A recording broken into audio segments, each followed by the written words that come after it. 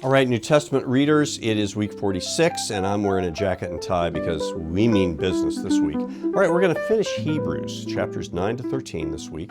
Hebrews is a tough letter. It's thick. There's all kinds of things going on. It kind of moves in a spiral, lots of old quotations of the Old Testament that are maybe remote for us, unfamiliar to us, and we're not sure how they're being applied. So if you feel like this is heavy sledding, I understand. But let's kind of digest the message of Hebrews, especially as it's presented in chapters 9 to 13, and think about it in terms of what the Bible Project is aimed to teach us, that the Bible is one story that leads to Jesus.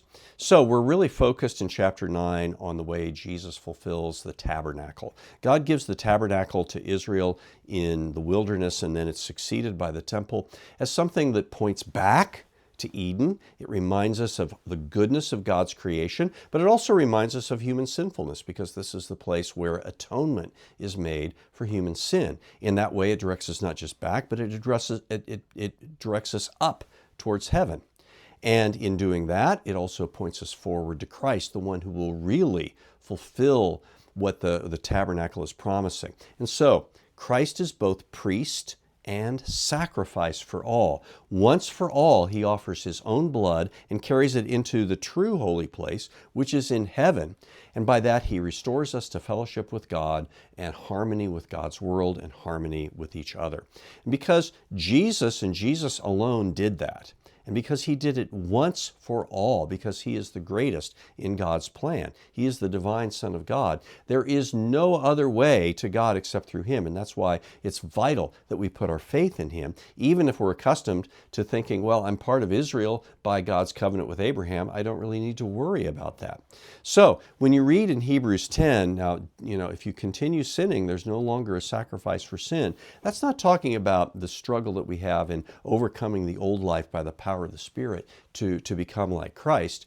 I mean, those are serious things, but that's not what puts us in peril. What puts us in peril is saying no to Jesus. The sin that Hebrews is especially warning against is what sometimes we call apostasy. It's saying, I don't want that gospel thing anymore. Jesus, he means nothing to me. Jesus is the one and only. Hebrews is acknowledging for us, too, that it's always a struggle to stand with God in the world. It's a struggle for those who belong to Jesus, even as they are opposed by many of their Jewish countrymen who don't want to have anything to do with the gospel and say, we belong to Jesus through the covenant with Abraham. But, it doesn't matter when you live. Look at the great figures of the Old Testament, those that we admire, the writer of Hebrews says, and we see the struggle that they had and their faithfulness. And here's the thing, all of them were looking forward to God's promise. They had a promise, but they didn't know how God would fulfill it. We have the fulfillment. So he says we've got all the more reason to remain firm and steadfast in what we have received from God. And so we're surrounded by a great cloud of witnesses. Let's press on in this race that we're a part of. Let's not become overwhelmed with weariness. And let's look to the people around us who are mature in the faith, who are our leaders, and submit ourselves to them, because in doing that, we are going to have the opportunity to learn from them what it is to follow Jesus. All right, let's summarize this with some key terms then. And we may have used these in the past. We begin with God's creation, and he makes all things good, but we bring corruption by our sin, our rebellion. In answer to that, God makes a covenant with Abraham and with Israel, a covenant that makes a promise fulfilled by Christ, who enters our world, who dies, whom the Father raises from the dead, and who is seated at God's right hand. By this, God establishes the church. That is the assembly of his people in Christ. We are being transformed to be like Christ and to demonstrate God's grace and love and to bring others into fellowship with God.